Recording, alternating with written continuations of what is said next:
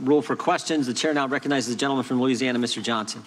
Thank you, Mr. Chairman, Mr. Durham, for being here today. This is much anticipated. We have lots of questions for you. I'll try to set the table here at the outset from 20,000 feet. The American people rely on the FBI to abide by its guiding principles, and you know what those are: fidelity, bravery, and integrity. And we rely upon them to uphold the Constitution and protect the American people. Americans deserve and expect from our premier law enforcement agency to apply justice blindly, and that is without political bias or ulterior motives. However, your report now famously states, and here's the big quote, based on the review of Crossfire Hurricane and related intelligence activities, you concluded that the DOJ and FBI failed to uphold their important mission of strict fidelity to the law.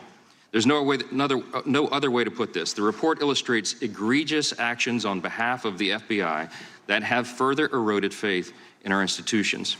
Ms. Durham, in your report, and again here today, you said that your findings and conclusions are sobering. Could you unpack a little bit more what that means? Why do you say sobering? Well, let me give you some real-life views on that. I have had any number of FBI agents who I've worked with over the years. Some of them are retired, some are still in place, who have come to me and apologized for the manner in which that investigation was undertaken. I take that seriously. These are good, hardworking, the majority of people in the FBI, decent human beings who swear under their oaths to abide by the law and the like. And I think that exemplifies of the concern here. There are investigative activities undertaken or not undertaken here which raise real concerns about whether or not the law was followed, the policies in place of the FBI were followed. You wrote in your report, quote, based on the evidence gathered in the multiple exhaustive and costly federal investigations of these matters, including the instant investigation, neither U.S. law enforcement nor the intelligence community appears to have possessed any actual evidence of collusion in their holdings at the commencement of the Crossfire investigation. To date, has any evidence of collusion between the Trump campaign and Russia ever been uncovered?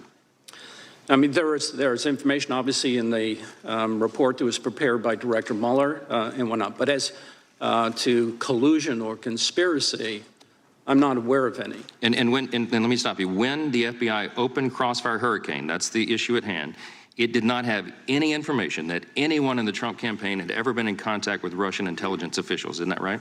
As we wrote in the report, we talked to the director of the CIA, the deputy director of the CIA, the director of NSA, and people within the FBI, and there was no such information that they had in their holdings at the time they opened Crossfire Hurricane. And you detail, I'm going to go quickly here, I run out of time. You detail how FBI personnel working on FISA applications violated protocols. They were cavalier at best, as you said in your own words, towards accuracy and completeness. Senior FBI personnel displayed a serious lack of analytical rigor towards information that they received, especially information received from politically affiliated persons or entities. And you said, quote, a significant reliance on investigative leads provided or funded by Trump's political opponents were relied upon here. Among the most alarming things that you referred to in the report is the impact of confirmation bias.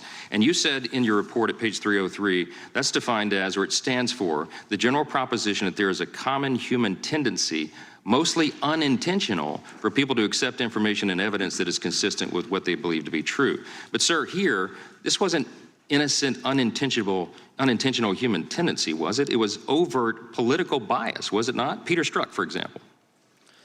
There are some individuals who clearly expressed a personal bias. It's difficult to get into somebody else's head to see whether they knew it. Unless we have their emails, right? And Peter Strzok, for example, he had pronounced hostile feelings towards President Trump. Everybody knows that. Everybody in the country knows it. So he was in charge of this. He was the Deputy Assistant Director of Counterintelligence, officially opened the investigation at the direction of Deputy FBI Director Andrew McCabe. He said horrible things about President Trump and all of his supporters, by the way. How could we say he did not have political bias?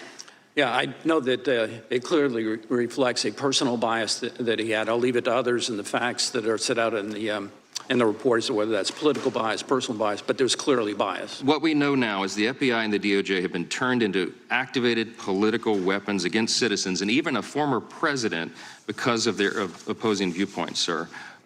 They failed to follow protocols in 2016, and you've suggested new protocols may somehow be affixed to this. How can the American people have confidence that if they didn't follow protocols in 2016, that they will new protocols? And I think that's why I said that in the opening remarks, this is not an easy fix. I mean, it's going to take time to rebuild the public's confidence in the institution. The changes that the reforms they have made are certainly changes that are going to guard to some extent against the repeat of what happened in Crossfire Hurricane. I'm out of time. I yield back.